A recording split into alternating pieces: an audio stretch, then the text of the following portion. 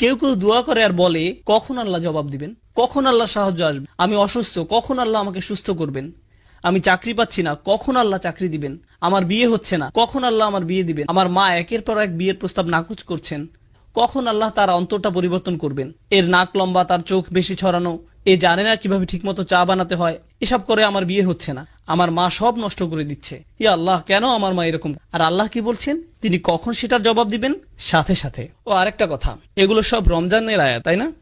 তাই আপনি যদি সত্যি সত্যি চান আল্লাহ সাথে সাথে আপনার দোয়ার জবাব দিবেন রমজানে, আর আপনি যদি চান যে আল্লাহ আপনার কাছে আসবেন, তাহলে আগে নিজে আল্লাহর কাছাকাছি হন, বেশি বেশি কোরআন পড়ুন আর তারপর দোয়া করুন। কোরআন পড়ুন আর দোয়া করুন। রমজানে আপনার এরকমটাই করা উচিত। যখন আপনি বেশি বেশি দোয়া করা শুরু করবেন, তখন রমজান মাসটা উপভোগ করা শুরু করবেন। রমজানের আনন্দটাই হচ্ছে দোয়ার মাঝে। অর্থাৎ উনি বলছেন উজিবু, আমি জবাব, তারপর উনি বলছেন দাওয়াতা দাঈ, কি শক্তিশালী শব্দ চয়ন। পূর্বে বলেছিলাম কোরআন মজিদে আমি কখন ব্যবহার করা হয়, মনে আছে? অনেক বেশি ভালোবাসা এবং অনেক বেশি রাগ প্রকাশ করার সময়। এখানে কোনটা? অনেক বেশি ভালোবাসা। এখন কার দেওয়ার জবাব দেয়া হয়? আপনি ভাবতে পারেন যে অনেক বেশি দোয়া করে তার। আমি বছরে একবার দুইবার দোয়া করি, যখন আপনার পরীক্ষা থাকে তখন দোয়া করেন ইয়া আল্লাহ আমার পরীক্ষা, আমিন। এখন কার দোয়ার জবাব দেওয়া হয়? অথবা গাড়ি চালানোর সময় লাল বাতি অতিক্রম করে গেলেন আর বিশাল জরিমানা দিতে যাচ্ছেন, তখন দোয়া করেন এই বলে ইয়া আল্লাহ ক্যামেরা এবং লাইসেন্স প্লেটের মাঝে কভার সৃষ্টি করে দাও, আমি যেন অথরিটি থেকে কোনো মেসেজ না পাই, ইয়া আল্লাহ।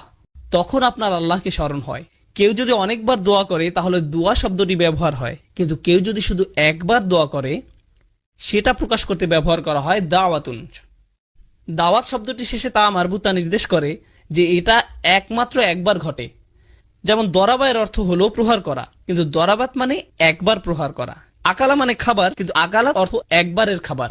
তা মারবুতা এটাকে একবারের জন্য বানিয়ে দেয়। আল্লাহ বলছেন দাওয়াত দাঈ, প্রার্থনাকারীর একবারের প্রার্থনাতেও আমি সাড়া। লোকটি মাত্র একবারই দোয়া করলো, আল্লাহ বললেন না যে সারা বছর কোথায় ছিলে, তুমি জীবনে কখনো সালাত করনি, মাত্র একবার দোয়া করলে ফাইন করিব, ভুলে যাও যে তোমার ডাকে সাড়া দিব। আপনি যদি কোনো অফিসের কর্মচারী হন আর বছরে মাত্র একবার অফিসের নিজের চেহারা দেখালেন, আপনার চাকরি থাকবে না। তারা বলবে কি আপনি? আমি এখানে চাকরি করি। কখন? আমি গত বছর চাকরি পেয়েছি। বস কি বলবে? হ্যাঁ শিওর, হ্যাঁ এক্ষুনি আপনি শুরু করতে পারেন, আপনার জন্য একটা প্রমোশনের ব্যবস্থা করে দিই। না, এটা হবে না। দাওয়াত শব্দের মাধ্যমে আল্লাহ বলছেন যে জীবনে একবার দোয়া করা ব্যক্তির জন্য তিনি সাড়া দিবেন। নিজেকে এটা বলে বোঝাবেন না যে আমার তো দাড়ি নেই, নিজেকে এটা বলে বোঝাবেন না যে আমার তো দাড়ি নেই, আল্লাহ আমার ডাকে সাড়া দিবেন না। কেবল গোফ রয়েছে, আল্লাহ আমার দোয়া কবুল করবেন না। রমজানে মুভি দেখতে পারবো না, তাই আগে থেকে 3টা মুভি দেখে ফেলেছি, এখন আমি দোয়া করব। আল্লাহ তারপরও সাড়া দিবেন আপনার ডাকে।